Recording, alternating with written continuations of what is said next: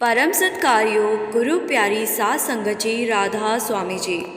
सात संगत जी, अभी बाबा जी कनाडा में हैं जी, और बाबा जी ने टोरंटो में जो सवाल जवाब किए थे वो हमने आपके साथ कल के वीडियो में साझा कर दिए थे जी। अब बाबा जी 23 और 24 जुलाई को कनाडा के वैंकूवर में संगत को दर्शन देंगे जी, और उसके बाद बाबा जी यूएसए में संगत को दर्शन देने जाएंगे जी। सात संगत जी, जब पिछली बार बाबा जी कनाडा में गए थे तो उस समय कनाडा के टोरंटो का एक अरबपति इंसान बाबा जी से मिला था जी। जब आप इस वाक्य को पूरा सुन लेंगे तो आपको यकीन हो जाएगा कि एक पूर्ण संत क्या होते हैं। टोरंटो में रहने वाला एक अरबपति इंसान जिसके पास किसी भी चीज़ की कोई कमी नहीं थी। उसकी बहुत सारी फैक्ट्रीज थी, महंगी कारें और खुद का हेलीकॉप्टर था। सात संगत जी, इतना पैसा आने के बाद अच्छे से अच्छा इंसान में भी घमंड आ जाता है जी। तो इस इंसान में भी अपने पैसे का घमंड आ गया था जी। इसको लगने लगा था कि पैसे से कुछ भी खरीदा जा सकता है। इसके जो रिश्तेदार थे वो इतने पैसे वाले नहीं थे, और इसके सामने तो वो सब बड़ी मीठी बातें करते थे, लेकिन इसकी पीठ के पीछे वो सब इस भाई से ईर्ष्या रखते थे। और इस भाई को लगता था कि मेरे रिश्तेदार तो मेरा भला चाहते हैं। सात संगत जी, इतनी अमीरी होने के बावजूद इस भाई को अपने जीवन में एक कमी महसूस होती थी जी। ये समझ नहीं पा रहा था कि आखिर किस चीज़ की कमी इसको महसूस होती है। इसको लगता था कि जैसे इसका मन हर समय किसी चीज़ की तलाश कर रहा है। एक बार ये अपने कमरे में बैठकर टीवी देख रहा था। उस समय टीवी में एक संत प्रवचन दे रहे थे। ये भाई उनके प्रवचन सुनकर इतना मोहित हो गया कि इसने पूरा का पूरा सत्संग सुन डाला। सत्संग सुनने के बाद इसको समझ आ गया कि इसको किस चीज़ की तलाश है। टीवी पर सत्संग में संत ने कहा था कि मालिक को पाने का एक ही जरिया है, वो है किसी पूर्ण गुरु की शरण।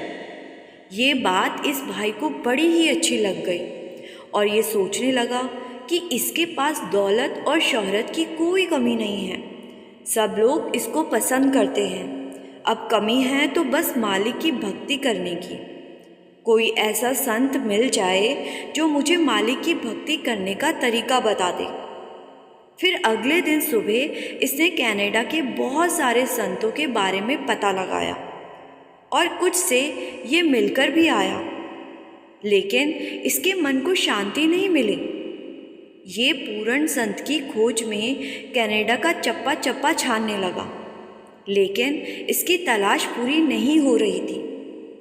फिर किसी ने इसको बताया कि इंडिया से एक संत साल में एक बार यहाँ आते हैं और अपनी संगत को दर्शन देते हैं। संगत उनको प्यार से बाबा जी कहकर बुलाती है, और जब वो आते हैं तो यहाँ रहने वाली उनकी संगत अपना सब ज़रूरी से ज़रूरी काम को छोड़कर उनके दर्शन करने पहुँच जाती है। तो आप एक बार उनसे मिलकर देखो, शायद जिसकी आप तलाश कर रहे हो ये वही संत हो। तो अमीर आदमी ने सोचा कि जब इतने संतों से मिल चुका हूँ और अभी तक खाली का खाली हूँ, तो इस इंडिया वाले संत से भी ज़रूर मिलना चाहिए। तो इसने पता किया कि बाबा जी ने कनाडा से कब आना है। किसी ने बताया कि वो आज से 2 महीने के बाद वैंकूवर में आ रहे हैं। तो ये सुनकर ये अमीर आदमी बाबा जी के आने का इंतज़ार करने लगा, और क्योंकि ये एक सत्संगी नहीं था और इसने अपने पैसे का भी घमंड था, तो जिस दिन बाबा जी ने वैंकूवर आना था, इस भाई ने अपने पैसे की धौंस दिखाने के लिए एक आलीशान गाड़ी बाबा जी को लेने के लिए एयरपोर्ट पर भिजवा दी। लेकिन सात संगत जी, बाबा जी ने तो अपनी ही गाड़ी में आना था।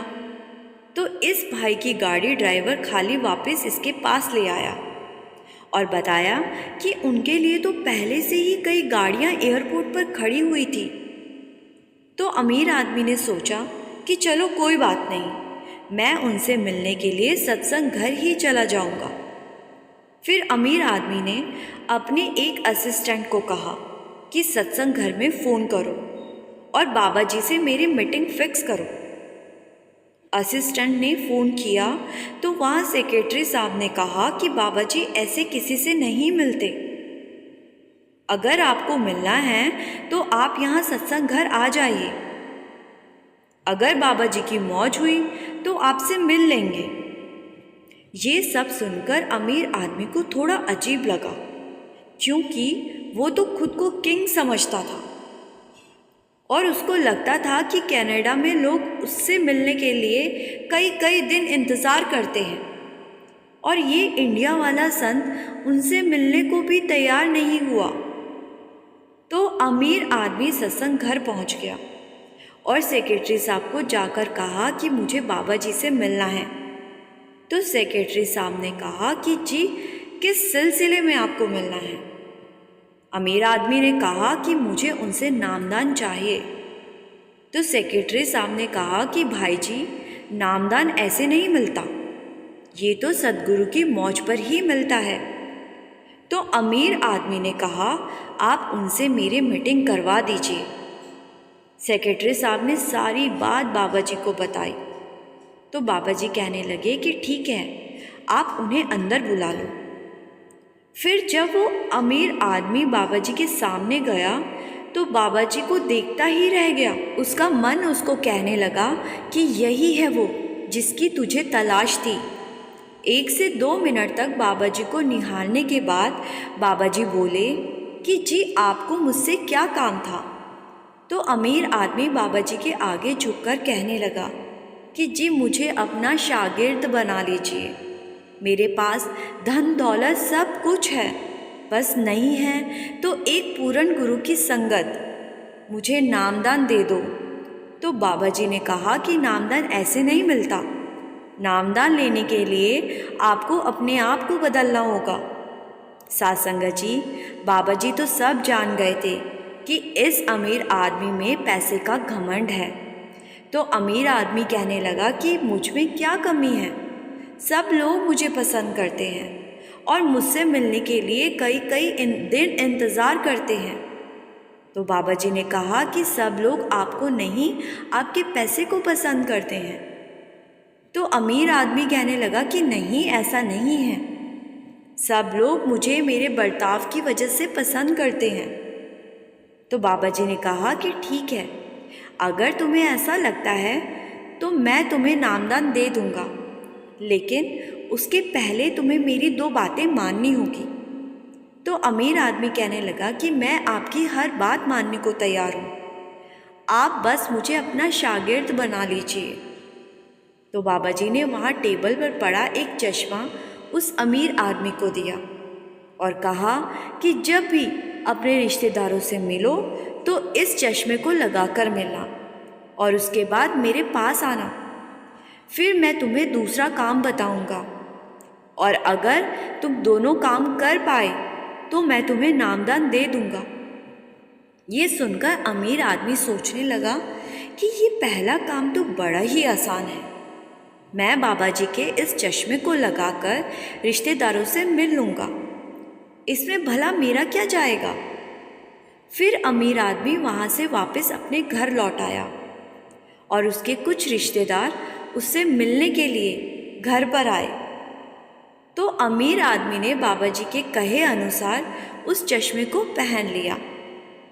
चश्मा पहनकर जैसे ही वो अपने रिश्तेदारों से मिला तो जो रिश्तेदार उसकी इतनी तारीफ़ करते थे, इतना पसंद करते थे, अब चश्मे के बाद इस अमीर आदमी को उनके मन में चल रही हर चीज़ दिखाई देने लगी। उन लोगों के मन में इस अमीर आदमी के लिए बहुत ज़्यादा ईर्ष्या भरी हुई थी और वो मन में सोच रहे थे कि जब ये मरेगा तो इसकी सारी दौलत हम आपस में बांट लेंगे। फिर इसी बीच अमीर आदमी का ड्राइवर वहाँ आ गया। तो अमीर आदमी ने ड्राइवर के मन की बात को भी पढ़ लिया।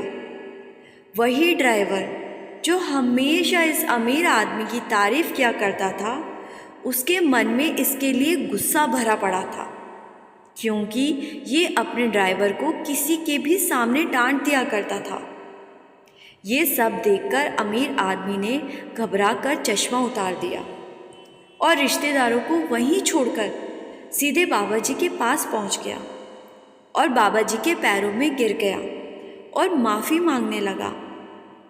बाबा जी ने कहा कि अब तुम जान चुके हो कि जो तुम्हारी इज्जत करते थे वो सिर्फ तुम्हारे पैसे की वजह से करते थे, तो अब नामदान लेने के लिए दूसरा और आखिरी काम करना होगा।